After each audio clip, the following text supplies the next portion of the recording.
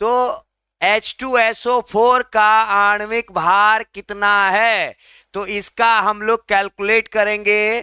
तो सबसे पहले इसमें 3 मेंबर हैं H2SO4 को। H2SO4 को बनाने में 3 मेंबर हैं। पहले तो मेंबर है हाइड्रोजन, दूसरा मेंबर है सल्फर और तीसरा मेंबर है ऑक्सीजन। तो अगर हम बोलेंगे कि ये दिल एक खाली कमरा है, तो इस कमरे में कौन रहते हैं? हाइड्रोजन, सल्फर और ऑक्सीजन।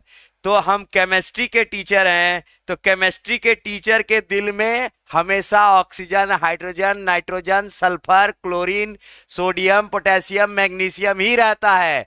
तो यहाँ पर हाइड्रोजन का एटॉमिक मास है 1, लेकिन इसमें कितने एटम है? 2। तो क्या हो जाएगा? गुना 2 इक्वल टू हो गया 2। इसके बाद हमारा दूसरा मेंबर है सल्फर। तो सल्फर में हमारा कितना मेंबर है? कुछ नहीं है, यानी 1 है। तो 1 इंटू सल्फर का मास है 32।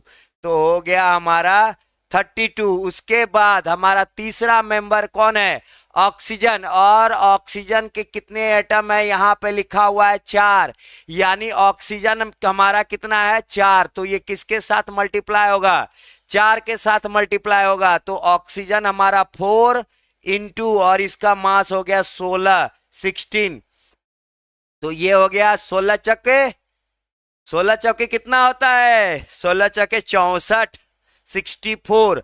अब जो तीनों को जोड़ेंगे तो तीनों का जोड़ क्या होगा? 4 2 6 2 8, 8 6 3 9, 98। तो यहां पर है, नजर में है ऑप्शन में 98। तो हमारा है 98 ग्राम पर मोल। तो इसका जवाब हो जाएगा 98 ग्राम पर मोल।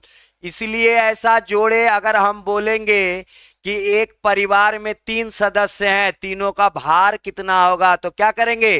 तीनों के भार को जोड़ देंगे। तो जोड़ने के बाद तो इसमें कह रहा है कि इसका 4 बेटा है, 1 पप्पा है, 1 मम्मी है, या 2 पप्पा है, 2 मम्मी, 2 पप्पा है, 1 मम्मी है। तो जोड़ जाड़ करके जो आएगा वो पूरे परिवार का क्या होगा? मॉलिक्यूलर मास होगा। तो उम्मीद करते हैं समझ में आ गया होगा। चलिए आगे बढ़ते हैं।